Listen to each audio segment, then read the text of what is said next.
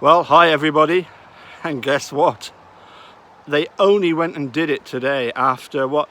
I mean, I've been following them since, well, I remember the first time England were in the World Cup final back in '79 when Sir Viv Richards and Collis King hammered everybody all over the park, and Joe Garner then finished up. I remember in, I think it was 1987 in India, when England were cruising and Mike Gatting produced that ridiculous reverse sweep and England ended up losing to Australia.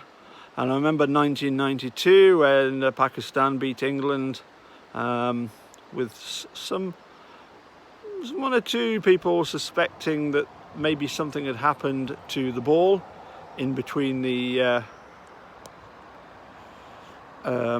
during the innings. Anyway, what a World Cup final, absolutely amazing. Just to let you know what happened, England and New Zealand qualified for the final.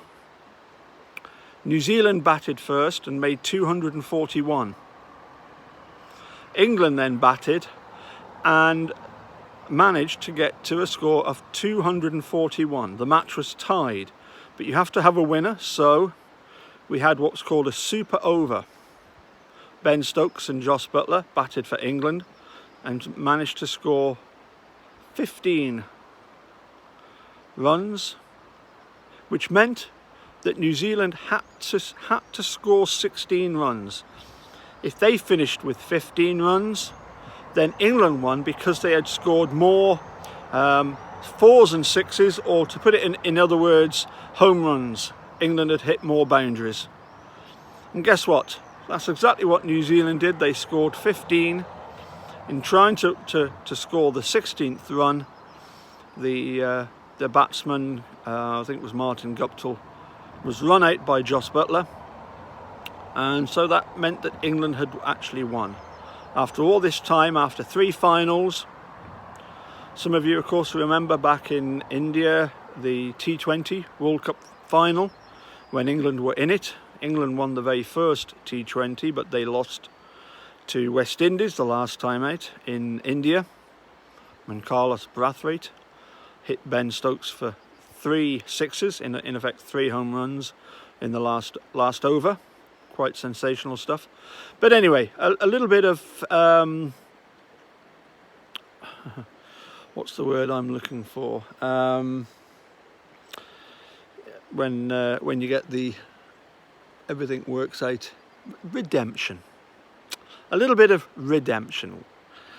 Obviously we're waiting for a little bit of redemption in other things, but anyway, the point is that, as I say,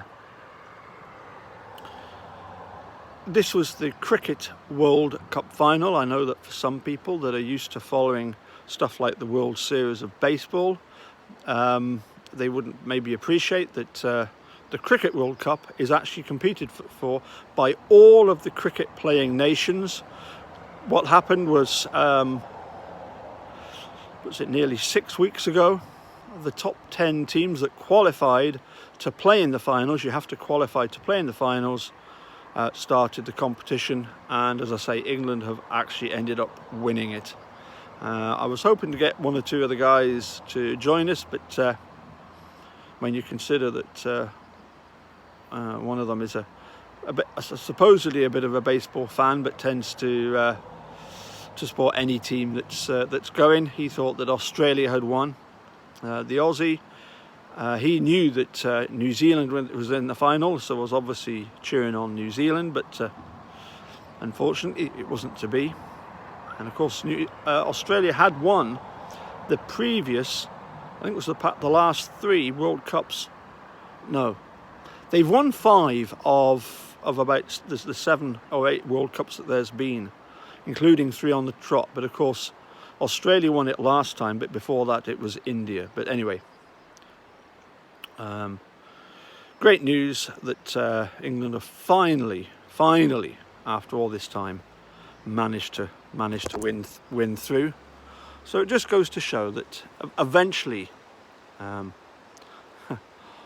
wouldn't say justice can be served, but I think they deserve to win, not just because I'm a bit of an England fan, but because of the way that they've been playing, the way that they've got to the top level of international cricket. So yeah, well done to Owen Morgan and Jofra Archer and Ben Stokes and Jason Roy and Joe Root and Chris Wokes, Liam Plunkett, Adil Rashid and Mark Wood for winning the World Cup, and commiserations to Kane Williamson and Ross Taylor and Martin Guptill and the rest of them that they weren't able to lift the trophy.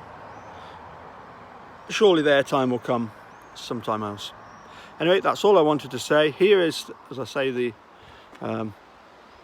absolutely stunning. This is the Leaderfoot Viaduct, just outside of Melrose. I'm on the little footbridge that goes under.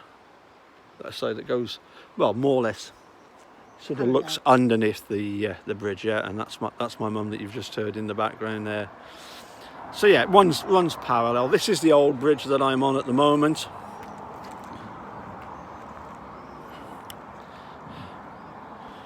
This is the old bridge, and there's the new bridge, and in front of me is the road bridge. Bye for now.